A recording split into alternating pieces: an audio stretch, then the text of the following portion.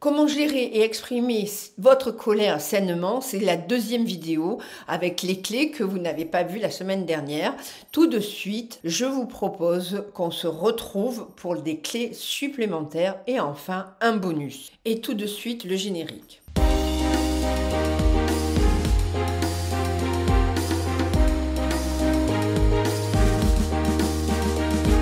C'est Liliane Clavel-Pardo et bienvenue sur ma chaîne, le meilleur endroit pour apprendre à vivre libre et autrement votre vie grâce à la psychologie énergétique. En conscience, en présence, je vous donne des clés pour améliorer votre quotidien en toute liberté, sécurité et toute santé. Et si ce n'est pas encore fait, abonnez-vous à ma chaîne. Clé numéro 6, utilisez vos sens comme un dérivatif. Et lorsque la rage vous envahit, vous pouvez respirer en oxygénant à fond une lente et profonde inspiration par le nez.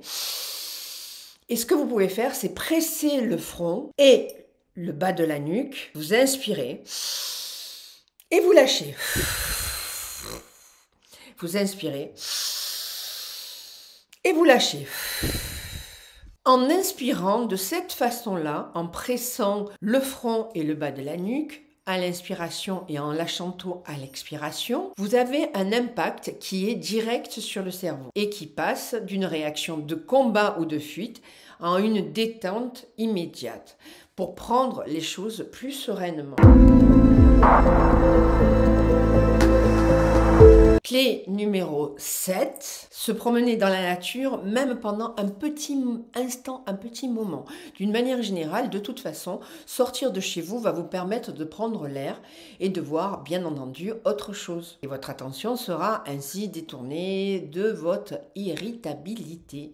En marchant, vous allez prendre du recul, relativiser par rapport à cette situation qui vous énerve ou le contexte. Et lorsque vous ressentez que la colère commence à s'échauffer et quand rien ne l'attise, vous allez vous balader et si vous en avez bien entendu la possibilité. Et en fait, vous savez que la nature, elle a des vertus apaisantes et relaxantes. C'est sûr que si vous êtes en ville, c'est pas pareil. Promenez-vous, laissez vos pensées vagabonder et vous verrez que la marche en pleine conscience vous libère des tensions de la colère. Et la tête en l'air, c'est encore mieux. Regardez en haut des arbres, ça vous permet de mettre votre corps dans une position de détente, de relâchement. Ce que je fais moi-même de temps en temps, c'est que je vais marcher en écoutant un podcast ou une musique et c'est très efficace pour changer votre état d'esprit et vous rebooster. Et ainsi, en rentrant, vous serez moins agité, moins furieuse. Vous pouvez également taper du pied pour évacuer votre agressivité ou encore inhaler de l'huile essentielle apaisante et vous trouverez sur mon site un complexe d'huile que j'ai appelé Help, qui s'appelle huile essentielle pour lâcher prise, un mélange de 10 huiles axées sur la détente comme la pruche.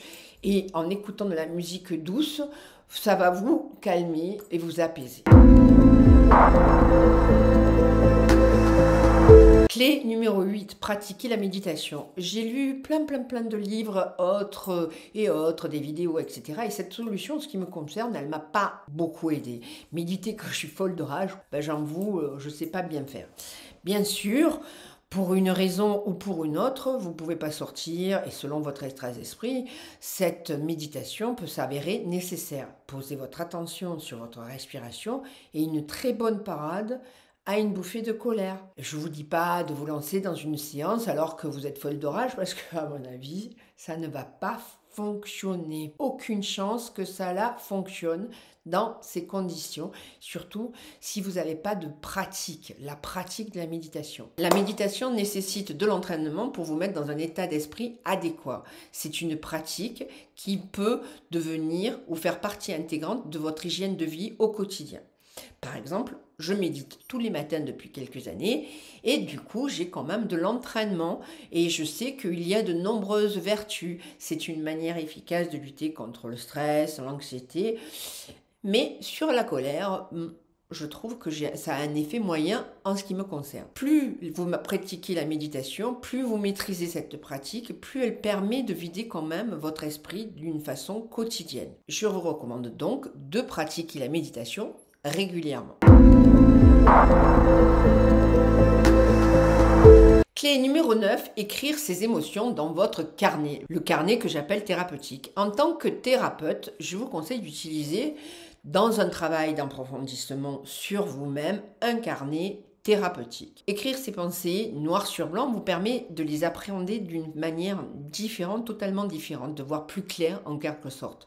Et c'est ce que je vous dis, ou ce que j'appelle le cahier de thérapie, le journal de thérapie. Dans votre journal de thérapie, vous pouvez extérioriser votre colère sainement en desservant toutes les pensées pour vider votre cerveau, en vous guidant dans un processus de prise de conscience, en lisant des affirmations ou des mantras apaisants, en vous souvenant des bons moments grâce aux citations positives ou des messages positifs de gratitude ou autres, ou en ajoutant des photos de votre visio board ou de votre feeling board. Bref, toutes ces petites choses qui vous permettent d'aller mieux. Et enfin, la clé numéro 10. Vous vous réfugiez dans un lieu à vous pour vous ressourcer. Et voici une autre idée pour endiguer votre agacement. C'est ce que j'appelle le coin de sécurité. Et c'est un lieu qui est accessible facilement, que vous vous êtes créé quand vous étiez calme. Facile d'accès, rapide, et vous vous sentez bien dans ce lieu-là. C'est comme si vous étiez dans un cocon, en sécurité, et ça vous apaise sereinement. Il n'y a aucun facteur de stress qui y est présent. Vous pouvez y déposer divers objets relaxants, comme une pierre de méditation, des bougies, de la musique, un livre, une couverture, des coussins. Moi, je sais que j'aime bien les bougies et les pierres de méditation. Ainsi, le calme, il se retrouve vite là. Et vous êtes vite aussi rassuré. C'est comme si vous étiez dans un côté doudouille, quelque chose de cocooning. Extérioriser sa colère dans ces conditions-là vous sera plus facile. Vous aurez un coussin à disposition et ça sera beaucoup plus simple pour revenir au calme.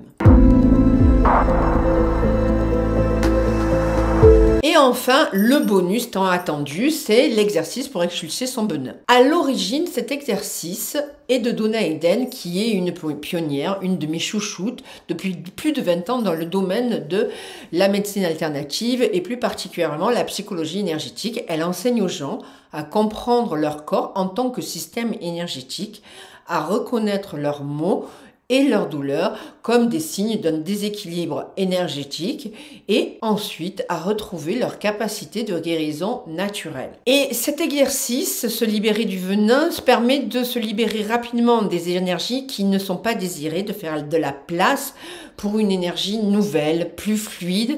C'est expulser le venin. Et c'est particulièrement efficace pour évacuer un excès de colère, un excès d'énergie bloquée ou toute autre chose associée à la colère. C'est une réponse au stress et cette technique, elle est très facile à faire et d'une grande aide quand vous vous sentez agressé par quelqu'un. Tout d'abord, vous vous mettez debout, les mains sur les cuisses, les doigts écartés, vous prenez une profonde respiration et en prenant une profonde inspiration, vous serrez les poings, vous brandissez les bras, vous les balancez sur le côté, vous complétez une sorte de cercle en les amenant au-dessus de votre tête en émettant bruyamment un son là comme un chut à l'expiration et vous détendez les poings qui étaient préalablement fermés, vous les ouvrez complètement, vous lâchez le venin dans le sol si je puis dire. Vous repensez ce qui a provoqué votre stress, votre colère ou le trop-plein. Vous faites ce mouvement rapidement avec beaucoup de force et vous pouvez le répéter plusieurs fois. 1, 2, 3. Et à la 4e fois, vous allez voir que vos muscles et votre puissance se sont déployés et vous allez pouvoir monter plus lentement, plus libre, vous sentir plus libre. À la 4e fois, vous sentez vos muscles et votre puissance se déployer tandis que vous montez les bras plus lentement et délibérément, à l'inspiration, vous les laissez descendre en expirant vraiment profondément. Vous répétez cet exercice jusqu'à ce que vous vous sentiez bien, c'est-à-dire que l'énergie polluée est complètement dissipée. Répétez cet exercice jusqu'à ce que vous sentiez que l'énergie polluée est complètement dissipée.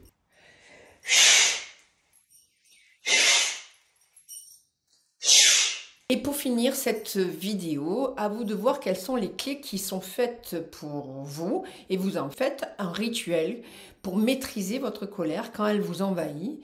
Et vous pensez surtout à me faire part de vos astuces si vous avez autre chose qui concerne votre colère et comment l'évacuer sereinement. Dans mon cabinet, je vous accompagne vers une nouvelle vie pour que vous osiez enfin être qui vous voulez être et je vous guide pour que vous appreniez à mieux vous connaître, à mieux gérer vos émotions, à booster la confiance qui est en vous et à reprogrammer les croyances limitantes, à apprendre à communiquer aussi. Donc j'ai créé pour ça un programme que j'appelle Agi, qui pour l'instant est limité à mon cabinet, pour vous permettre de reprendre votre vie en main. Et dans ce cadre-là, dans votre approche, dans votre démarche, vous pouvez toujours prendre rendez-vous avec Doctolib. Cette vidéo est enfin terminée et j'espère que vous l'avez appréciée. Si ce n'est pas encore fait, un pouce. Et si ce n'est pas encore fait, abonnez-vous à ma chaîne. Je me ferai un plaisir aussi de répondre à tous vos commentaires et je vous dis à très bientôt.